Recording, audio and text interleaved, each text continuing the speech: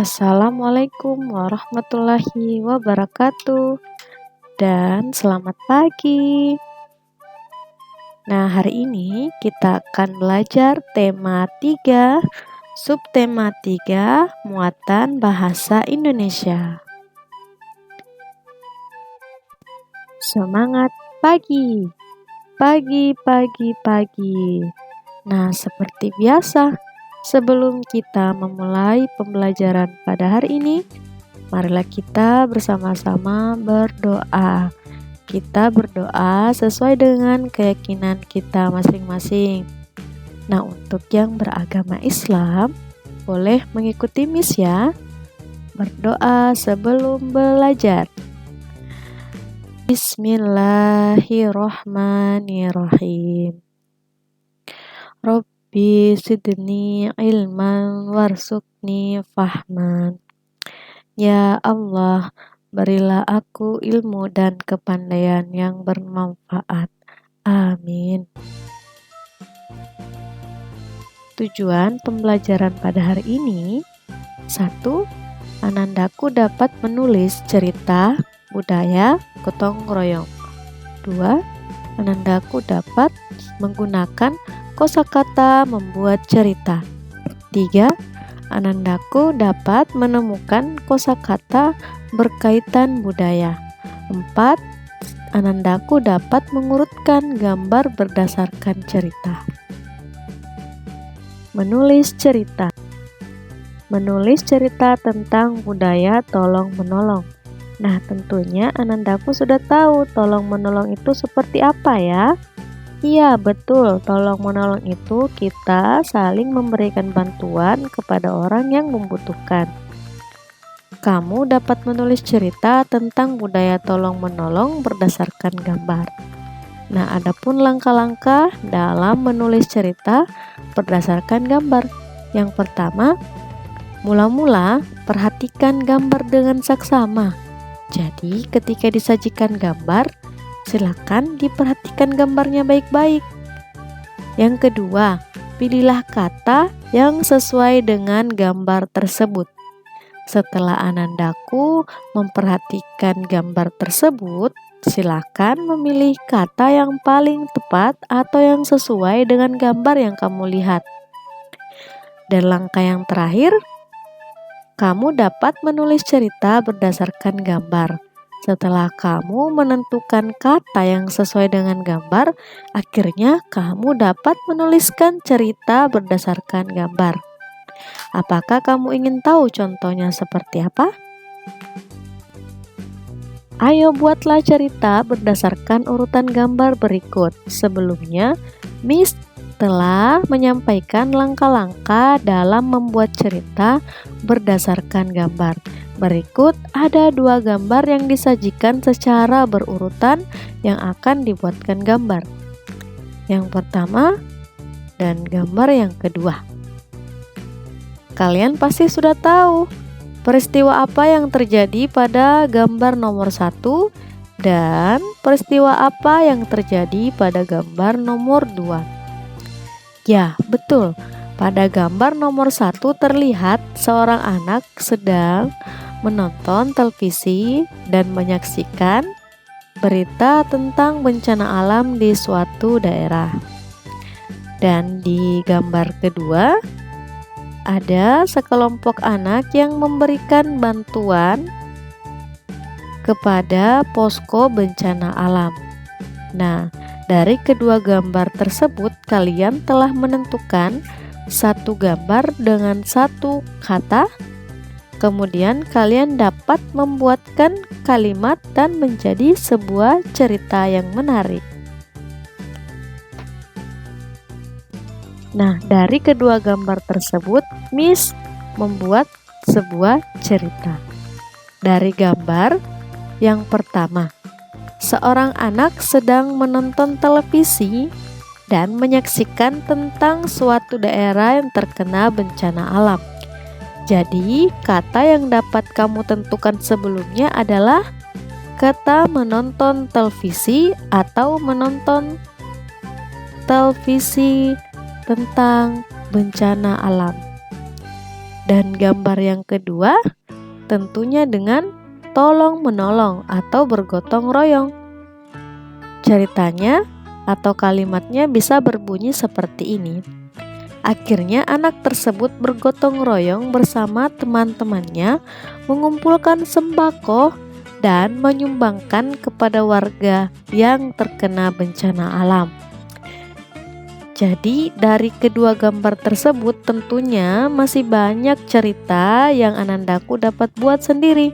Miss hanya memberikan contoh bagaimana cara membuat cerita dari suatu gambar yang tersusun. Menggunakan kosakata untuk membuat cerita. Sebelumnya kita telah mempelajari mencari arti kosakata. Nah, dengan mengetahui arti dari kosakata yang telah dicari pada kamus atau Google, kosakata tersebut dapat kita buat sebuah cerita ketika kita telah mengetahui artinya. Ingat kembali kosakata tentang budaya kerukunan beragama. Buatlah kalimat dari kata-kata tersebut, buatlah sebuah cerita dari kalimat tersebut. Contohnya, agama Islam. Jadi Anandaku bisa membuat sebuah cerita tentang teman-teman atau kebiasaan kalian mengenai agama Islam. Misalkan Hari Raya Idul Adha, Hari Raya Idul Fitri. Begitupun juga dengan Anandaku yang memiliki agama selain agama Islam. Menemukan kosakata yang berkaitan dengan kehidupan budaya. Kamu harus melestarikan budaya yang ada di Indonesia. Misalnya, menyapa dan mengucapkan salam. Saat menyapa dan mengucapkan salam, kita harus mengucapkannya dengan santun. Tentunya Anandaku sudah sering ya mengucapkan salam atau menyapa orang-orang di sekitarnya. Misalnya saja ketika pada proses pembelajaran, Anandaku sering menyapa gurunya atau misnya. Anandaku juga biasa menyapa teman-temannya dengan menanyakan kabar. Nah, ini adalah contoh cara menyapa keluarga di rumah.